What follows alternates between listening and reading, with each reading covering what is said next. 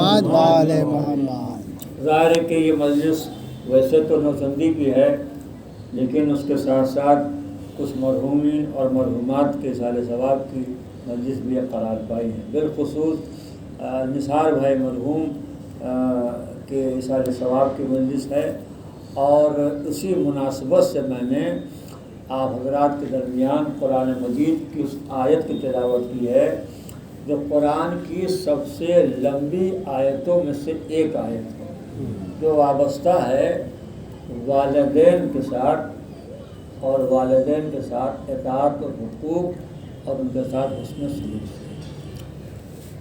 اللہ ارشاد فرما رہا ہے اس قرآن مجید میں تو اس نے اپنے حبیب کے قلب انور پر معجزہ بنا کر نازل کیا، اور جس کی شان اعزاز کل بھی تھی اور آج بھی اور صبح قیامت تک رہے گی۔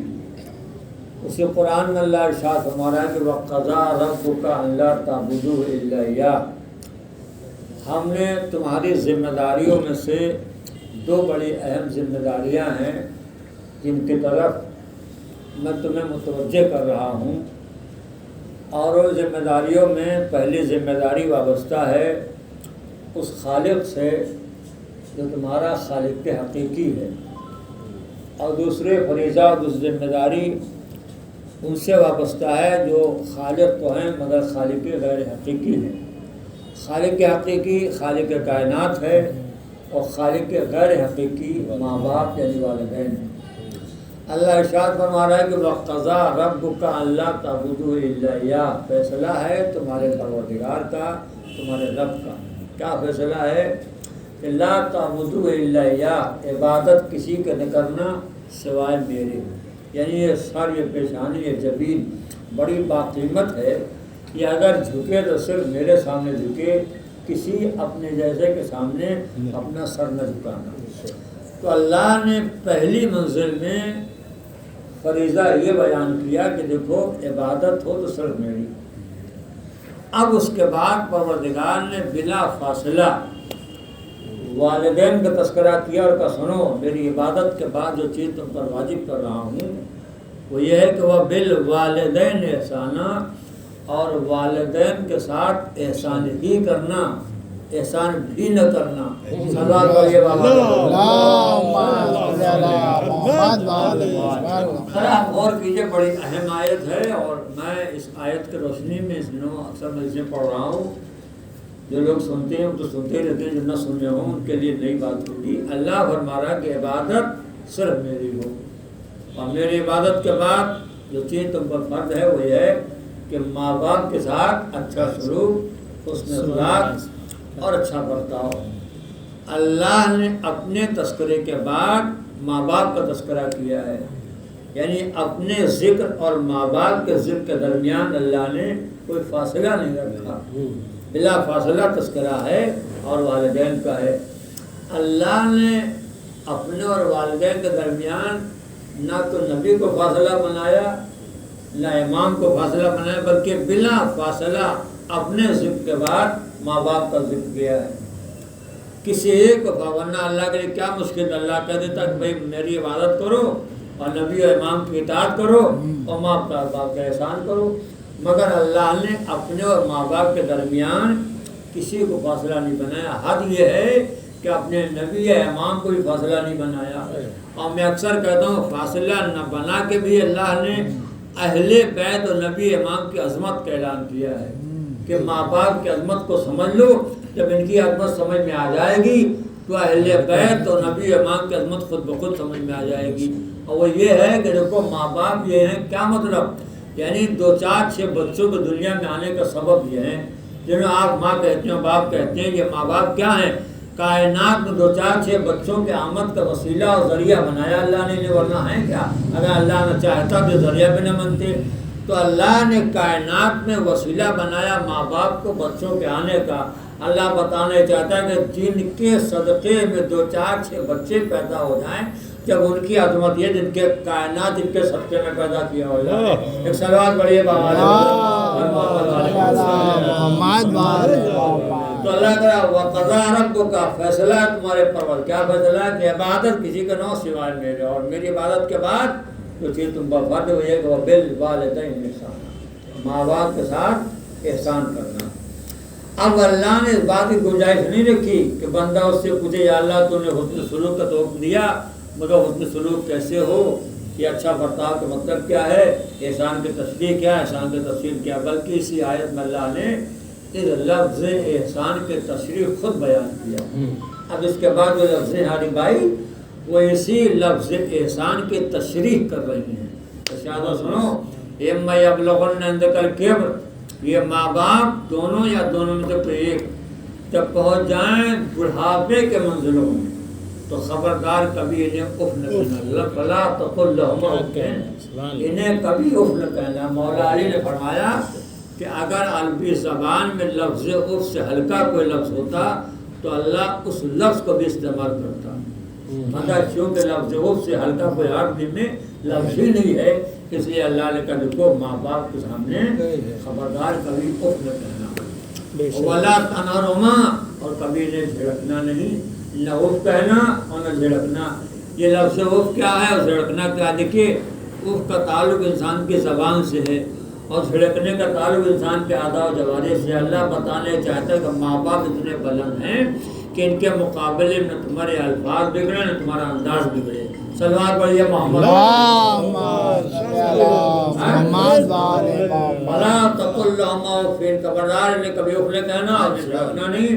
اور اس کے بعد انشاءاللہ قل لہما قولا کریما، اور جب کبھی اس سے باتیں کرنا تو تمہاری باتوں میں مٹھاس ہونی چاہیے، تمہاری گفتگو میں شیرینی ہونی چاہیے، تمہارا انداز جو ہے ان سے بولنے کا کریمانہ ہو، بدبختانہ نہ ہو۔ جب ان کے ساتھ بیٹھو تو ایسے بیٹھو جیسے کوئی چھوٹا کسی بڑے کے سامنے بیٹھا ہے، جب ان کے ساتھ چلو ویسے چلو جیسے کوئی چھوٹا کسی بڑے کے ساتھ چل رہا ہے، جب ان سے ملو تو ایسے ملو جیسے کوئی چھوٹا کسی بڑے سے مل رہا ہے۔ مختصر یہ کہ قل لہما قولا کریما، تمہارا انداز ماں باپ کے مقابلے میں کریمانہ ہو، بدبختانہ نہ ہو۔ ایک سلوات بڑی اور اور اس کے بعد پھر اللہ نے کہا وَاخْفِضْ لَهُمَا جَنَاحَ الذُّلِّ مِنَ الرَّحْمَةِ، اور سنو کہ اپنے بازوؤں کے ان کے مقابلے میں ہمیشہ جھکا کے رکھنا۔ دیکھیے وَاخْفِضْ کے معنی جھکانا ہے اور جناح بولتے ہیں بازو کو۔ اللہ تعالیٰ کہ ماں باپ کے سامنے اپنے بازوؤں کو ہمیشہ جھکا کے رکھنا۔ دیکھیے بات کہوں شاید مجمع سمجھ جائے، اللہ نے پورے جسم سے دو چیزوں کو جھکانے کا حکم دیا ہے، ایک ہے سر کا جھکانا، ایک ہے بازو کو جھکانا۔ بس فرق یہ ہے کہ سر جھکے اللہ کے سامنے، بازو جھکے ماں باپ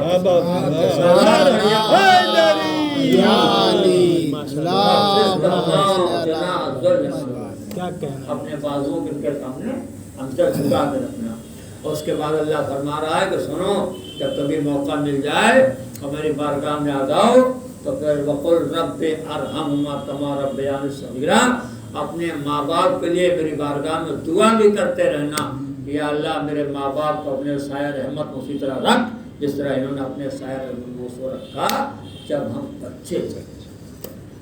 اور کیا آپ نے یہ قرآن مجید کی عارف بھائی، یہ قرآن مجید کے ان آیتوں میں سے ہے جو سب سے لمبی آیتیں ہیں۔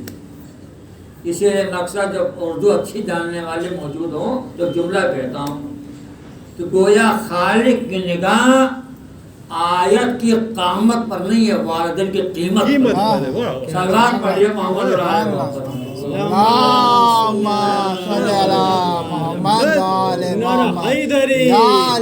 نعرہ حیدری، آواز بلند سلوات۔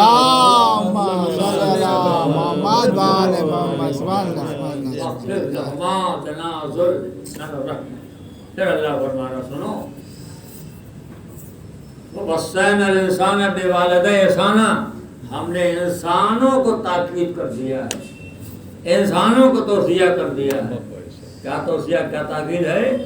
کہ اپنے ماں باپ کے ساتھ ہمیشہ حسن سلوک۔ یہاں میں تھوڑا رکوں گا اور رک کے جو میں کہنا چاہ رہا ہوں اس پر غور کر لیجیے۔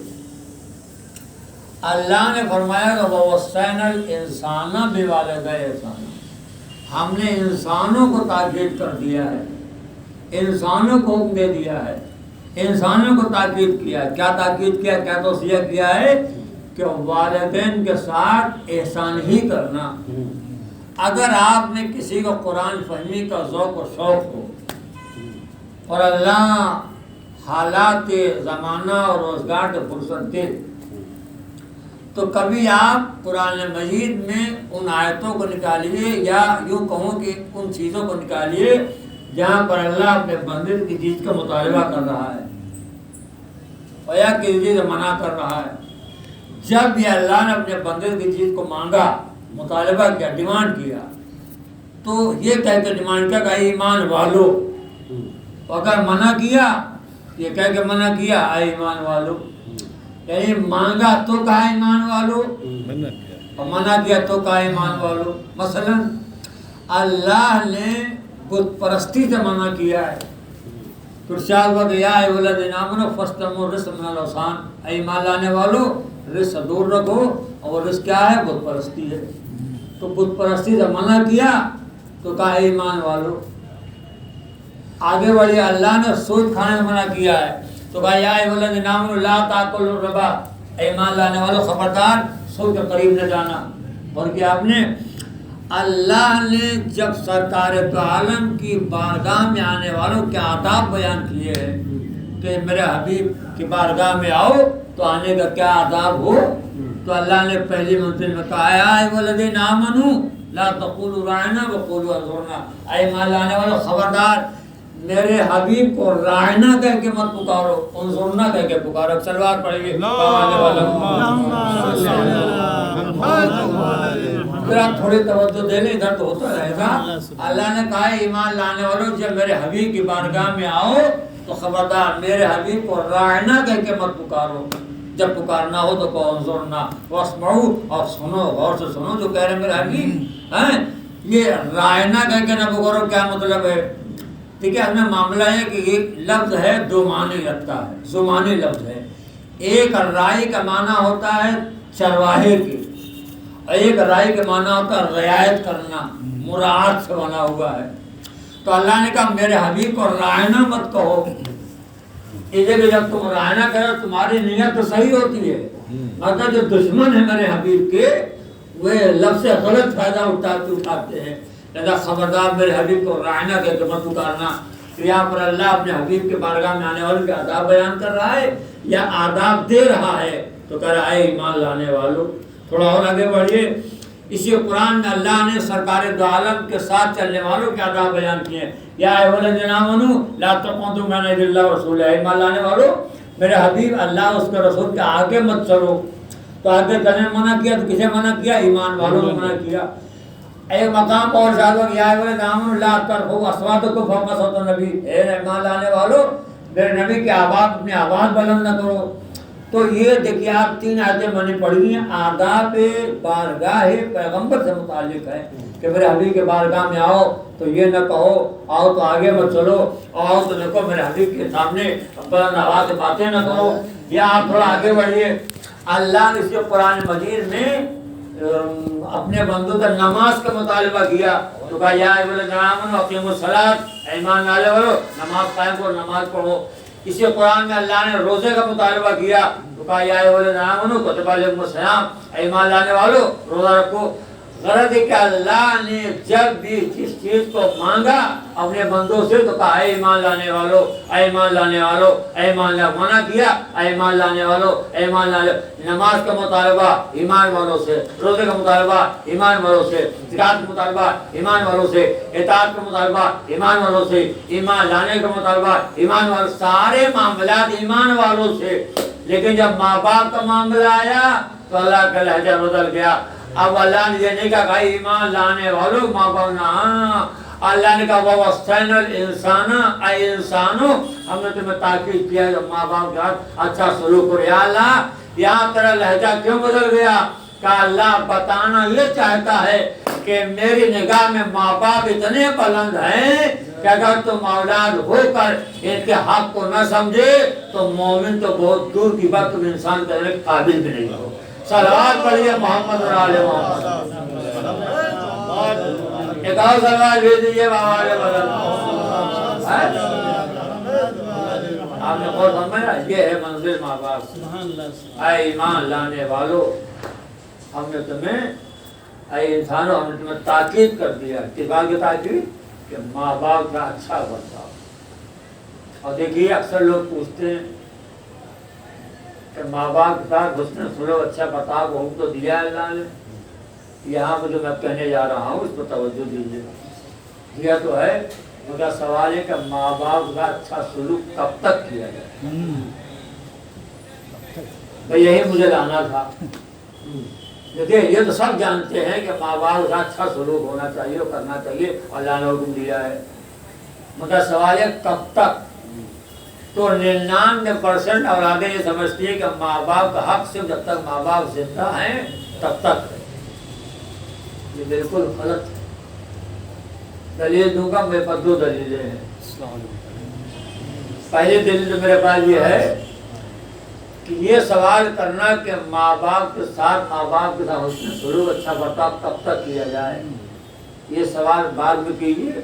پہلا سوال یہ ہونا چاہیے کہ اللہ کی عبادت کب تک کی جائے۔ مجمع نہیں سمجھا میری بات؟ پہلا سوال تو یہ ہونا چاہیے کہ اللہ کی عبادت کب تک کی جائے۔ کہا یہ کیوں؟ میں نے کہا اس لیے کہ اللہ نے ماں باپ کے حق کو اپنی عبادت سے جوڑا ہے۔ اپنی عبادت کے بعد اللہ نے ماں باپ کا تذکرہ کیا ہے، تو سوال یہ نہیں ہونا چاہیے کہ ماں باپ کے ساتھ حسن سلوک کب تک کیا جائے، سوال یہ ہونا چاہیے کہ اللہ کی عبادت کب تک کی جائے۔ تو اب قرآن سے پوچھے کہ اللہ کی عبادت کب تک کی جائے، تو قرآن نے کہا کہ عبادت اللہ کی کرو اس وقت جب تک تو موت نہ آ جائے۔ اللہ کی عبادت کرو اس وقت جب تک تمہیں موت نہ آ جائے۔ تو جب تک عبادت کی جائے گی اللہ تب تک جب تک موت نہ آ جائے۔ تو آپ کی عبادت کو اللہ نے آپ کے موت سے جوڑا ہے۔ جب تک زندہ ہو اللہ کی عبادت کرو۔ اللہ نے ماں باپ کے حق کو اپنی عبادت سے جوڑا ہے۔ جب تک زندہ تم ہو تب تک ماں باپ کے ساتھ تصور کرو۔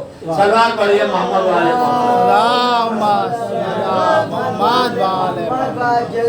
یعنی ماں باپ کے جمال محمد کمال علی بابا سے بلند سلوات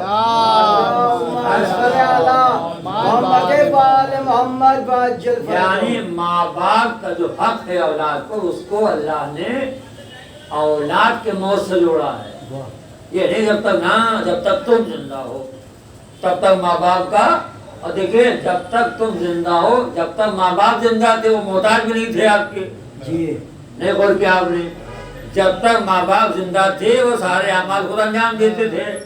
اب نہیں ہیں تو تم ہو، لہذا اب جب نہیں ہے تم ہو تو زیادہ محتاج تمہارے ہیں، لہذا مرنے کے بعد تو ماں باپ کا حق بڑھ جاتا ہے۔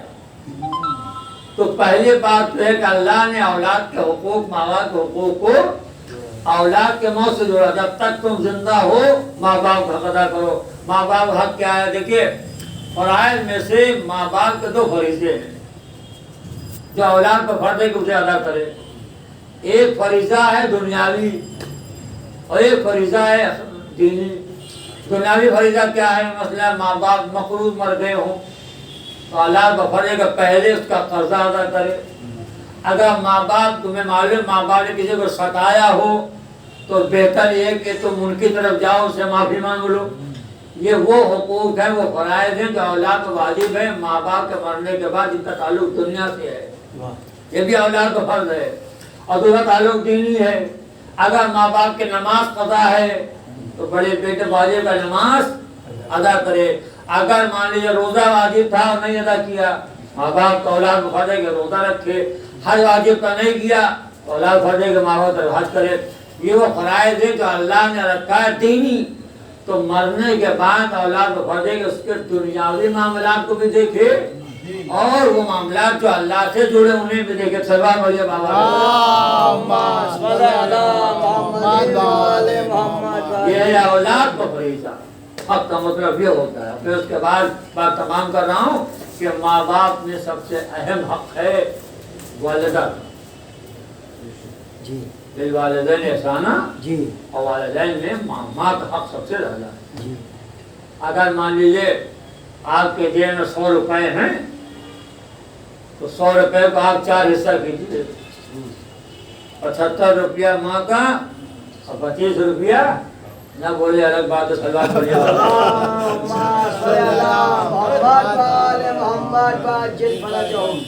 तो ये जो मैंने कहा तो निकाल दिया जी, कोई अपनी तरफ से नहीं दिया है। जनाब मूसा ने कहा या अल्लाह ये बता कि हम पर सबसे अहम फरीजा क्या है। तो सबसे अहम फरीजा ये कि तुम माँ के साथ एहसान करो। फिर पूछा या अल्लाह सबसे अहम फरीजा क्या है, इससे अहम फरीजा क्या है। कहा माँ के साथ इताअत करो, माँ के साथ एहसान करो। कहा तो समझ लिया इससे अहम फरीजा क्या है। कहा माँ के साथ अच्छा सलूक करो। कहा तो समझ लिया इससे बेहतर फरीजा क्या है।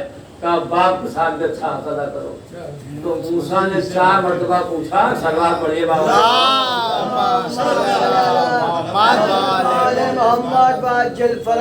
बात वादे हो रही है जी। इसीलिए मैंने कहा था 100 रुपया हो तो 25 रुपया बाप का, 75 रुपये माँ का।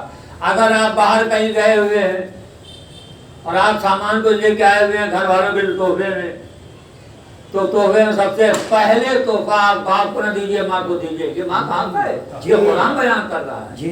ये कोई मैं इसलिए नहीं कर रहा हूँ कि मैंने सिर्फ आपको खुश करने के लिए कर दिया हो। अगर आप बाहर जा रहे हैं, कोई तोहफा लेके आ रहे हैं, सबसे पहले माँ को दीजिए आप, फिर बाप को दीजिए और फिर औलाद को फिर दीजिए। जनाब सलवार पढ़िए बाबा। छठे इमाम ने इरशाद फरमाया ये छठे इमाम का हुक्म है, छठे इमाम को हुक्म है। जब छठे इमाम कहा जाए तो आप समझ लिया कीजिए छठे इमाम इसलिए कहा जाता है कि वक्त कम गुंजाइश रहती है, जरा सलवार भेज कर थोड़ा वक्त को बचा लीजिए। जब इमाम का पूरा नाम लिया जाए तो सब को फर्ज है कि वो सलवार पढ़े।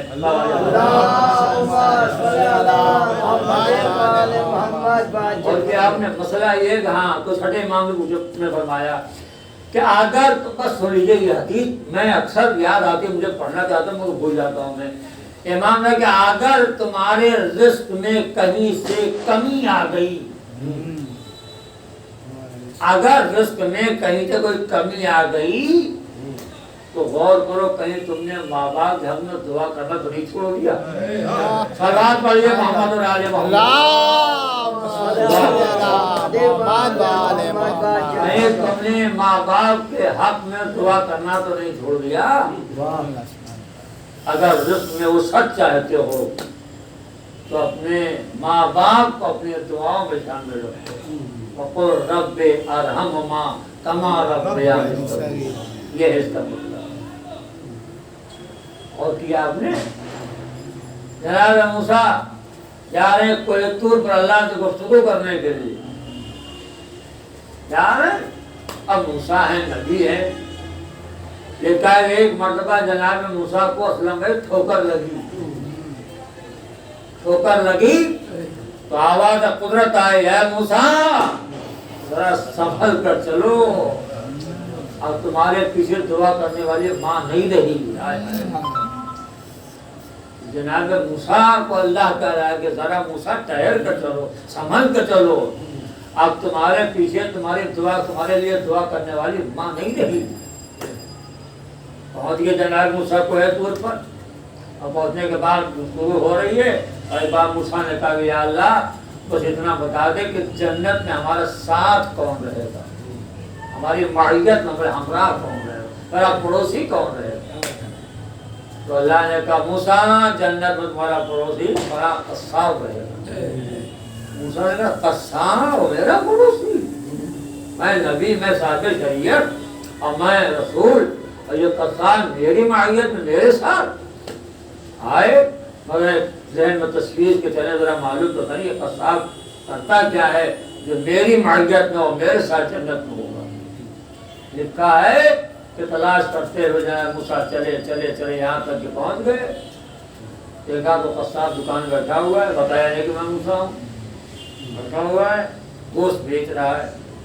जब गोश्त सारे दिन के शाम हो गई तो मूसा ने देखा, उसने एक गोश्त का टुकड़ा उठाया, अपने रुमाल में रख और दुकान बंद किया और चल पड़ा। पीछे पीछे पूछा रास्ते में कभी क्या बात है, कहा मैं एक अजनबी आदमी है, पड़ोसी हूँ, शहर में मैं चाहता हूँ तुम्हारा मेहमान बनूँ, कहा जाओ। आगे आगे वो पीछे पीछे मूसा گھر میں داخل ہوئے، اس نے دروازہ کھولا، دیکھا 2 کمرے، ایک کمرے میں ایک ضعیفہ ایک بڑھیا بیٹھی ہوئی ہے۔ یہ گیا، جانے کے بعد اس نے فوراً سلام کیا، پلٹ کے آیا، گوشت کو پکایا، پکانے کے بعد روٹی توڑا، اس میں نرم کیا اور لے کے پہنچ گیا بڑھیا کے بعد، اپنے ہاتھوں سے کھلا رہا ہے، اپنے موسیٰ دیکھ رہے سارا منظر، کھلا رہا ہے۔ جب کھلا چکا تو ایک مرتبہ اس بڑھیا نے اس کے کان میں کچھ کہا، یہ مسکرایا، موسیٰ نے منظر بھی دیکھا۔ جب وہ آیا تو آنے کے بعد موسیٰ نے کہا کہ میری بات سمجھ میں نہیں آ رہی، کہا وہ ضعیفہ جو ہے وہ ہے کون تمہاری، اور اس نے تمہارے کان میں کیا کہا، اور وہ مسکرایا کیوں؟ تو اس نے کہا کہ کوئی اور نہیں، میری ماں ہے، ضعیفہ ہے، میری ماں ہے، میں اولاد ہوں، میری عادت یہ میں آتا ہوں اور یہ کام کرتا ہوں، تو جب میں کھلا لیتا ہوں، کھا لیتی، شراب ہو جاتی ہے، تو میرے کان میں ہمیشہ کہتی ہے کہ پروردگار تجھے موسیٰ نبی کے معیت میں رکھے جنت میں، موسیٰ نبی کے ساتھ جنت میں رکھے۔ میں مسکراتا اس لیے ہوں، کہاں موسیٰ کہاں میں، کہاں موسیٰ کہاں میں موسیٰ کے معیت میں جنت میں۔ جناب موسیٰ مسکرائے کہا جو موسیٰ جس معیت میں رہنا چاہتے ہو وہ موسیٰ تمہارے سامنے رہتا ہے۔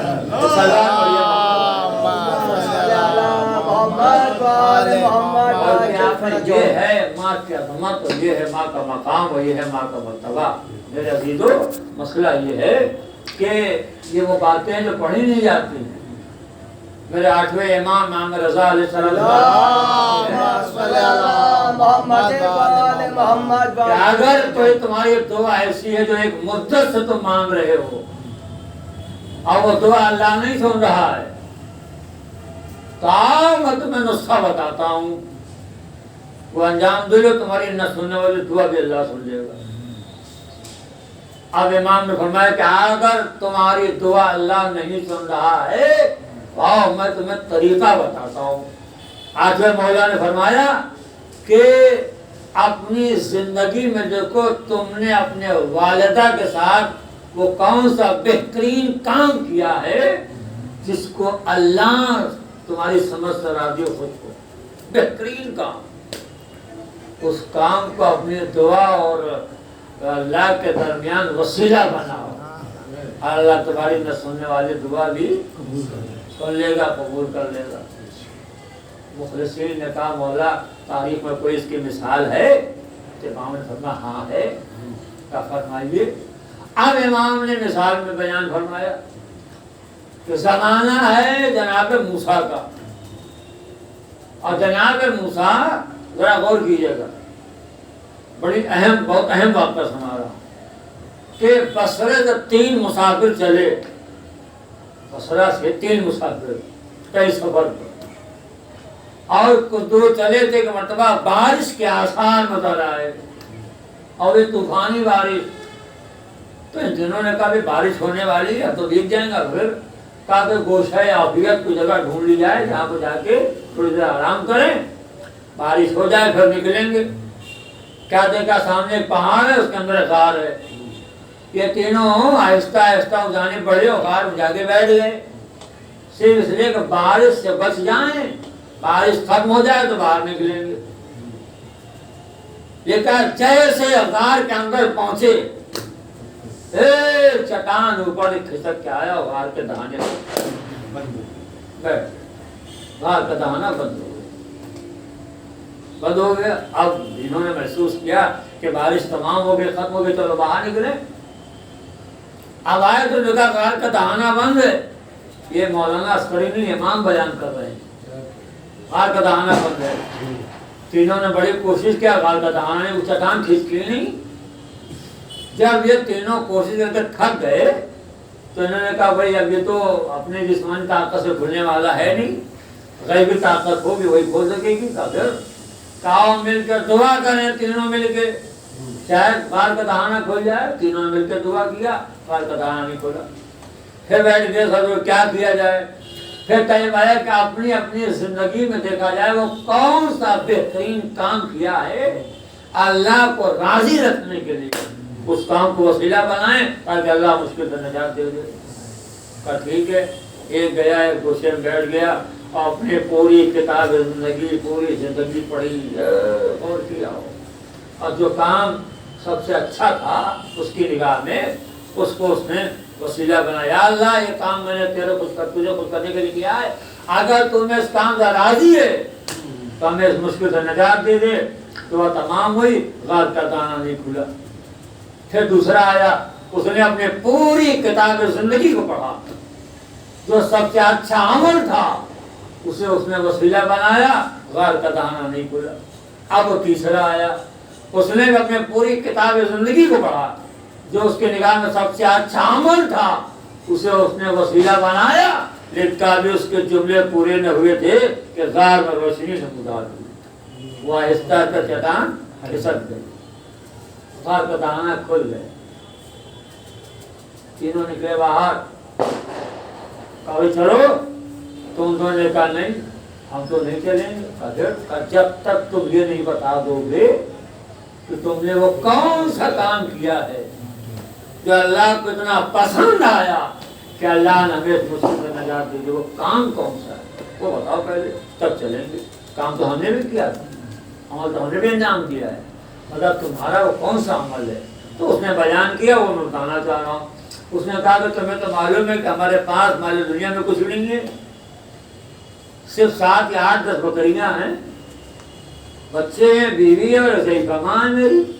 اور معمول میرا یہ کہ میں ان بکریوں کو چرانے لے جاتا ہوں جنگل میں, اور اس کے بعد واپس آتا ہوں تو بکریوں کا دودھ نکالتا ہوں, اور سب سے پہلے اس دودھ کو لے کے جاتا ہوں اپنے ماں کے پاس. ماں سے راغ ہو جاتی ہے تو پھر باپ کو, تو پھر جو ہے وہ اولاد اور بیوی. پہلے ماں. کہیں میرا معمول کا گھر. ایک دن بکریوں کو لے کر بہت دور چلا گیا میں, جب واپس آیا تو دیر ہو گئی, تاخیر ہو گئی, اور ماں انتظار کرتے کرتے سو گئی. میں نے جلدی دودھ نکالا اور پیالے میں دودھ کو لے کے آیا, ماں کے سامنے دیکھا ماں سو رہی ہے. آپ جملہ سنیے گا اور اسے یاد رکھیے گا. کہتا میں نے کہا ماں سو رہی ہے. ساری رات دودھ کا پیالہ لیے ماں کے سرہانے کھڑا, ساری رات دودھ کا پیالہ لے کر ماں کے سرہانے کھڑا رہا. کہا جگایا کیوں نہیں؟ کہا جگایا اس لیے نہیں کہ نیند میں خلل نہ پڑتا ہے. کہا گیا کیوں نہیں؟ کہا گیا اس لیے نہیں کہ اللہ جانے کب آنکھ کھل جاؤ ماں بیٹے کا دودھ کا مطالبہ کرو. تو اولاد کیسی ماں مانگے تب اسے دے. سلام پڑھیے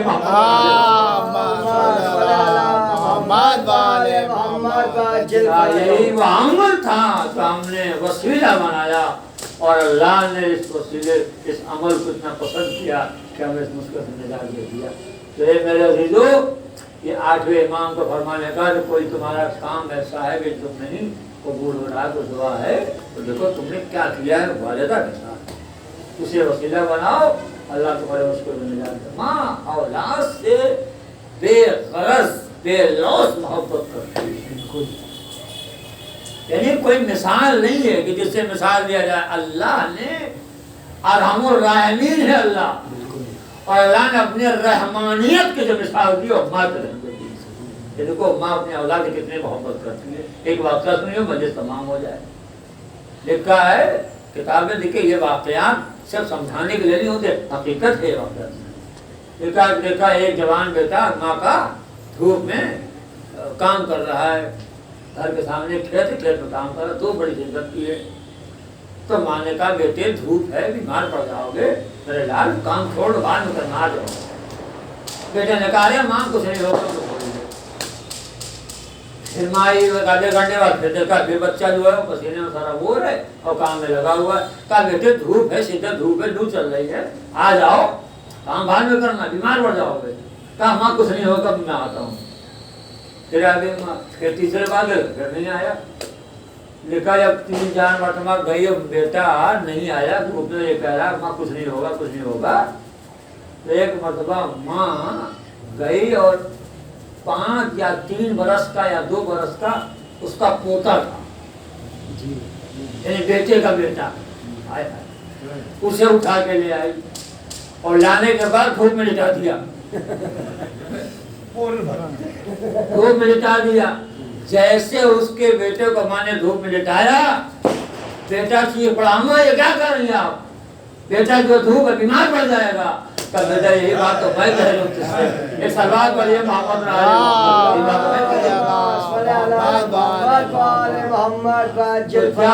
جب تیرے بیٹے پر آیا تب تیرے سمجھ میں آیا یہ بات اتنی دیر تو میں سمجھا رہی ہوں، یہ میں نے کیوں سنایا؟ لیکن اولاد سے بے پناہ محبت جو ہے وہ ماں کرتی ہے۔ بڑی مشہور بات لکھی ہے تعلق قادری نے، لکھا ہے کہ ایک بیٹا تھا اور ماں ضعیفہ تھی۔ بیٹے کے ماں نے کہا بیٹا یہ بات کیسی آواز آ رہی ہے؟ کہا ماں کوئی آواز نہیں۔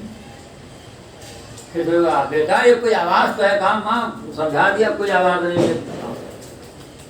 پھر بیٹے نہیں بیٹا کوئی آواز آ رہی ہے۔ کہا ماں کیا آواز لگا کر رکھا ہے آپ نے، دماغ خراب کر دیا، کوئی آواز نہیں ہے، پریشان کر دیا آپ نے۔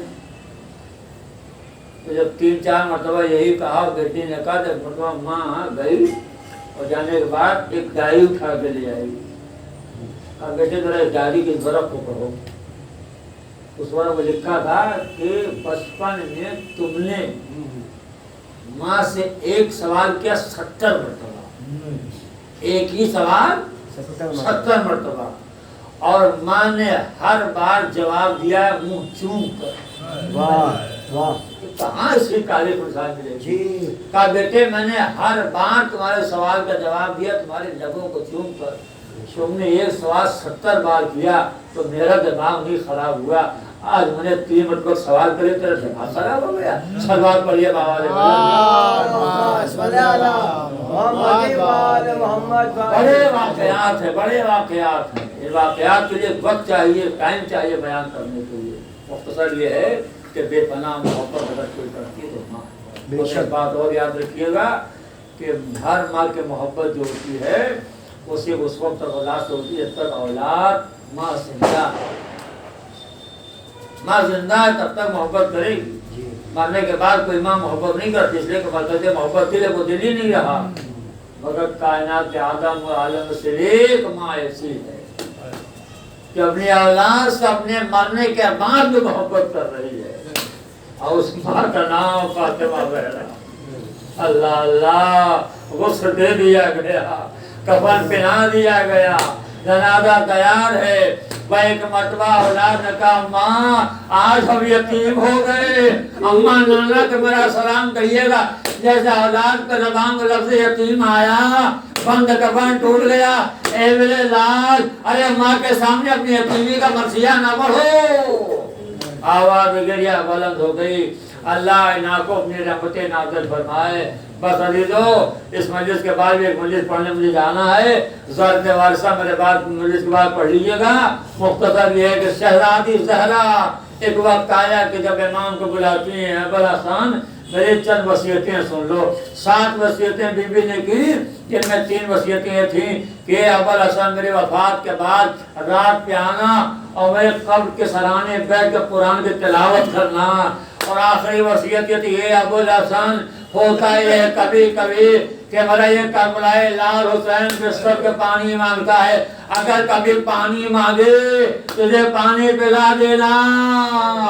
اے ارباب ادا، تاریخوں میں لکھا ہمارے 12 اماموں میں سب سے زیادہ جس امام کو پیاس لگتی تھی وہ ہمارا کا تیسرا امام تھا۔